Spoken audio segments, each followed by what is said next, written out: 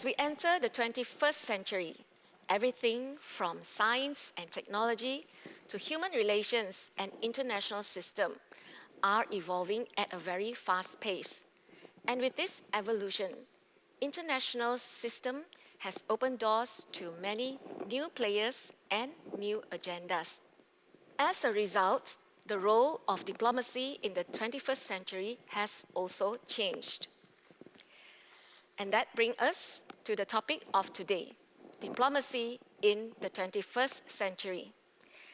And our speaker is none other than the ambassador of the Kingdom of Belgium in Malaysia. So please give our warmest welcome to His Excellency, Mr. Pascal Grégoire.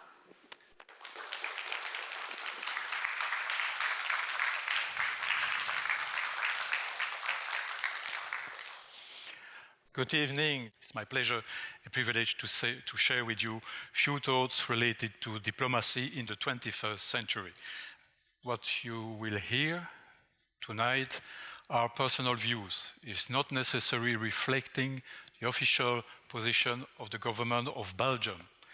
Belgium is this geographically small country in western north of Europe. 35,000 square kilometers, it means what, 25 times less than the size of Malaysia. Capital, Brussels, has roughly 1.1 million inhabitants, 3, 4, 5 times less than Kuala Lumpur. Modern contemporary Belgium. Belgium is a kingdom. A lot of similarities with Malaysia. Constitutional monarchy, democracy, parliament, open country. As we have a tiny country with big neighbors, 60 kilometers of coast, we are kind of semi-landlocked, so we need to trade, we need to go out of the border, we need to see the world, we need to make friends, we need to make prosperity, to share the prosperity. A lot of similarities with Malaysia. Modern diplomacy was created as such around 14th century, at the time of the so-called Renaissance on the European continent. Diplomacy was existing thousands, even with other words. Thousands years ago, we found diplomacy, which means negotiating, getting advantage from another state. 1,000 years ago, we found it in old Egypt. We found it also in Inca, Maya, Latin South America. We find it, of course, in China. So this is a long, long, long tradition. Diplomacy is, I would say, more than a science, it's very personal, is an art. It's the art of art, A-R-T. It's the art of reuniting what is separate. And what is separated in the worst case scenario, this is when countries are fighting, are having war, people are being killed, so you try to reconcile them. But it can be also, put around the table, people to decide the measure to take to fight against climate change, to cope with migration, to simply open new trade roads, new businesses in some country, and so on. The European Union has an history. There is a reason why it exists. It was created as such as a result of the Second World War. After Second World War, 1945, at least, European continent was completely devastated. No more industry, no more agriculture. A lot of men died. No more school, nothing. It was totally destroyed. And of course, people didn't want to in 20, 30 years far from that, wanted to start again. There was already the First World War. In 19th century in Europe, there has been plenty of war between different parts, and you had war in the 16th, 15th. People are fed up. So few head of government, few enlightened people, and they were thinking, what are we going to do? what is important to do a war in the middle of the 20th century? What was important is natural resource, coal and steel. So somebody said, what if we pool those important strategic natural resources between the enemies of yesterday? If we pool the steel and the coal from Germany, from France, from Belgium and Italy together, we create a single market where the resource can circulate and the profits of it, huge profit at that time because it was still old industry, can be shared equally between the countries. No need to do war to steal my natural resource or to boost your economy, because it belongs to all of us. And this is how it started. And they decided not only with the European Community in 1957 to pool the coal, the resource, but the natural resource, coal and steel, but also to stimulate agriculture. So they decide to have a common agriculture policy by improving, the crops, the quality, the quantity of the crops, and so to feed the people. How? By subsidizing it, by opening the market, and so on. And this has been the fruit of negotiation. This has been the fruit of the diplomacy. And this is how it made sense talking about Europe. And this is all about also what made sense for the creation after the Second World War, of the United Nations as we know it today. Never this again, never bombing Japan with atomic bombs, never invading whatever part of the world in the name of some country or whatever. Try to share common value, to share common resources, try to make the best of it for the common good. And this is where diplomacy is intervening. Let's take it like this. In a family, imagine you have a family, you have 5 children, and you have 5 brothers and 5 sisters, so big family. Sometimes it can be very complicated with 10 people to get an agreement about something which is sensible. It can take some time and some bad words and bad moods and cries. So imagine that at the level of country, it's normal, it takes time, but it's normal also that you give the countries the chance to have a space, a protected space, a conducive space where they can sit despite their difference. After coronavirus, the world might never be the same. Did you think about it? It might never be the same. It might even be better. It might be even a better world. It depends on all of us. It depends on you. It depends on me, all of us. For many of us, like me, born after the Second World War, who were 20 years old in the 70s, for our children, the biggest, everything remaining equal, of course, the biggest geopolitical shock that we experience, I mean the global geopolitical shock that we all experience, were these awful attacks on the Twin Tower in New York, 9/11. It completely changed the world. It not only changed the world, it changed our world, it changed the global perception of what it is to be human, what it is to be in an open society. Remember, very concretely, the security check at the airport, security check at hotels. It changed the world. For us, who didn't know, at least me, who didn't, thanks God, experience the Second World War, it was a real shock, and it has a shock wave till today. We thought, despite all the problems, that it was under control, till arrived the pandemic, the COVID-19. And remember, at least when it started in some part of the world, by the way, it could have started anywhere in the world. This pandemic could have started anywhere in the world. I was in Malaysia, and I remember you had news coming from outside telling, yes, there is this virus, and this is very violent and so on, and very contagious and so on. And frankly, at that time I was thinking, yeah, okay, it happens already in the past, the SARS, the avian birds flu and so on, probably it will not go beyond the region where it was generated. Didn't think it was a bad, heavy flu, but not far. I thought, yeah, okay.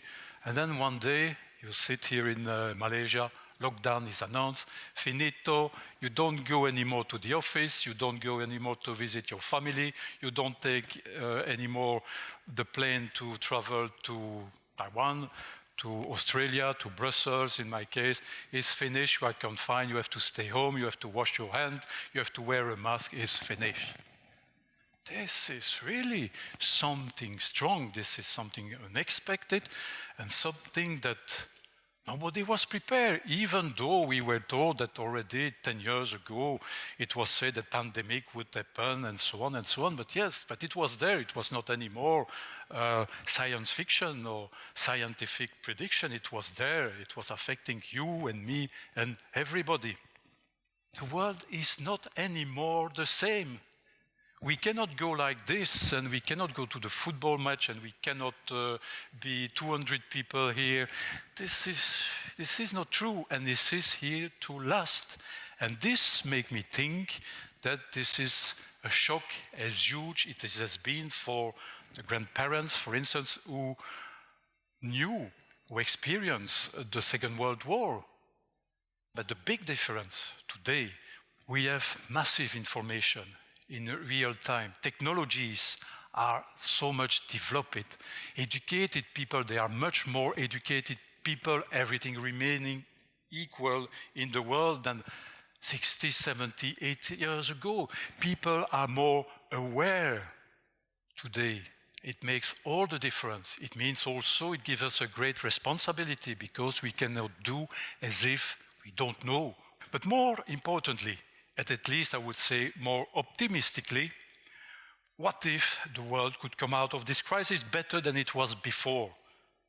Today, new normal that feels so shocking to us right now will simply be normal for children and grandchildren. Like it or not, find it fair or not, this is how it will be written in the stars. And truly we can say that today there has never been this magnitude of motivation for a better world combined with our capacity around the world. Most of the time we are focused on what is going on around the world, the chaos, you name it. I don't need to enumerate it. But there are also positive things happening. There are also tools that can be used to definitely change the world. And of course, Tzu Chi is one of these tools, one of these positive energy to change the world. But what is this to do with diplomacy? Right question. It has everything to do with diplomacy, because diplomacy is done by people, by citizens, civil servants. They have a responsibility with regard to the administration, to the head of state. It is meant for people. Mind you, this is meant for people. You might think that big negotiation within ASEAN, within the United Nations is something which is between moon and earth. Not at all. It has daily concrete implication. Diplomacy, and this is my personal assessment, diplomacy is facing today an existential questioning related to its legitimacy and relevance. Why? Simply because there is an urgent need for more transparency of diplomacy. There is a need for more accountability, because diplomacy, at least I'm talking about the state diplomacy, is paid after all by the money of the taxpayer, right? So we need to ask us what is our relevance in the 21st century in a world which is totally upside down, where technology is so fast, where I can speak to somebody at the other side of the world, being here in the middle, in the center of Kuala Lumpur. So what does it mean with this huge, desperate migration crisis, with the huge implication of climate change, with the huge implication of the recession which is coming out of this post-COVID-19 pandemic. No need to say that this legitimacy and relevance questioning, not to use a big word, crisis, is related also with the emergence of nationalism. Talking about Europe, several countries in Europe see the emergence again of nationalism. It's all people and the rest of the world. All people first. Not talking about Brexit, of course. Not talking about the trade tensions between USA and between China, which has a daily implication for Malaysia, for Belgium, for the rest of the world. We like it or not. Also migration issues, we see it in Europe, all those desperate people trying to, from the northern Africa to reach, sometime at the cost of their life and family members' life, to reach the coast of southern Europe. But we see also with the refugees, Rohingya refugees kicked out of their country and trying to get a better place and a better life. And you name it, this kind of crisis.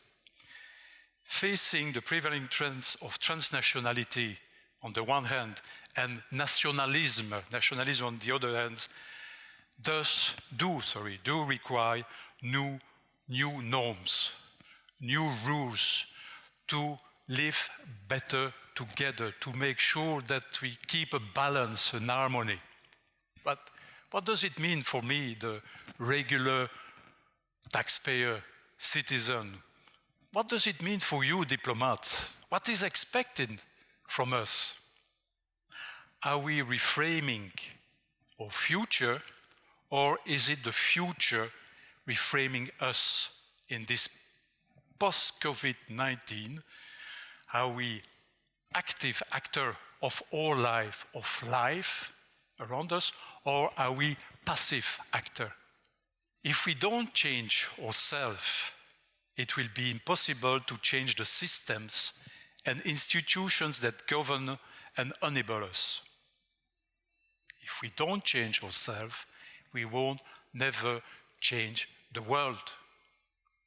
COVID-19 crisis pandemic give us a unique opportunity to shift from reboot, reverse, to redesign, reshape actively and with awareness or human-based systems. What is it, human-based system? Governments, international organizations, NGO, all the things. Breakdown provides the ideal condition for breakthrough.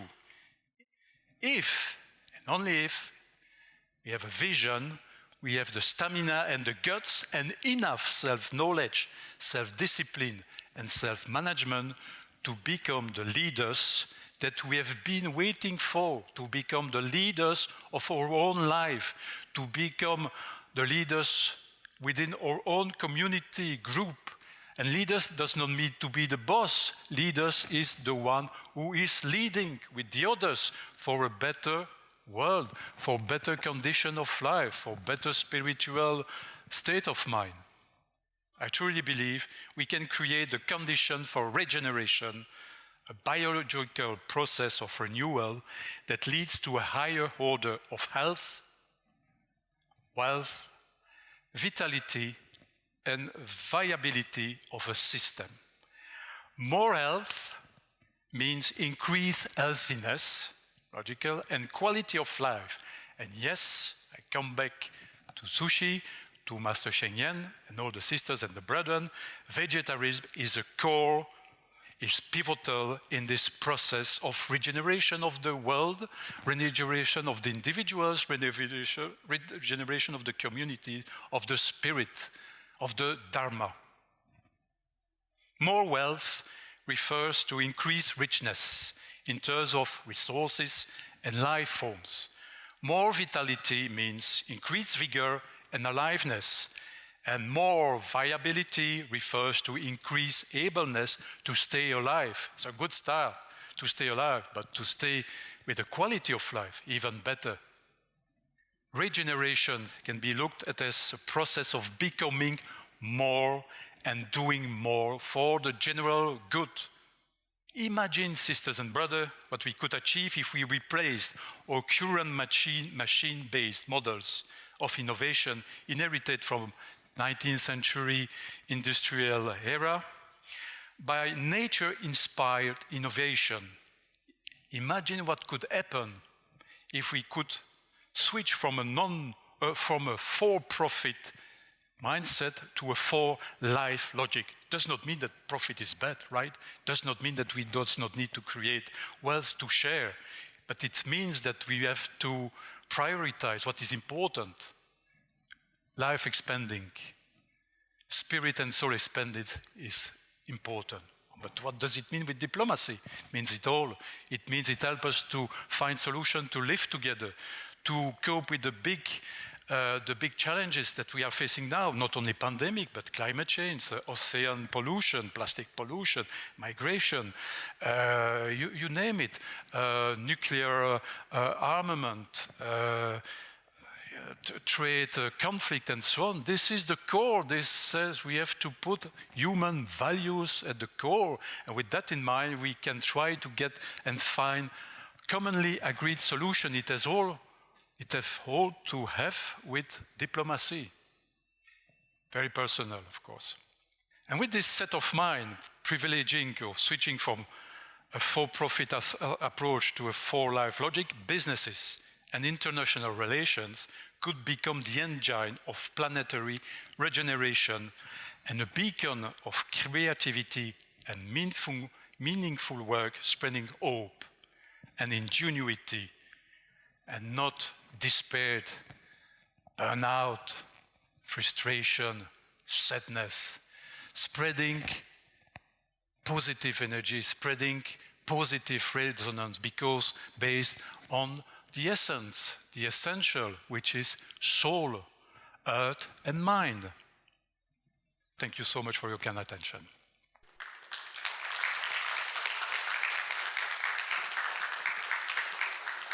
Thank you very much, His Excellency, for giving us that very pertinent insight into the challenges faced by the international relations today, which I find very reflective of the challenges faced by interpersonal relationship between humans as well. So truly, change is the only thing constant. And if we don't change ourselves positively, how can we then face the uncertainties and the complexities that change entail? And it is comforting to note that a simple act of going vegetarian is pivotal in the process of regenerating the quality of life in the world. So together, let us all create more life-affirming and life-enhancing conditions for the world. And with that, we would like to express our utmost gratitude to His Excellency, Mr. Pascal Grégoire, for benefiting all of us here today.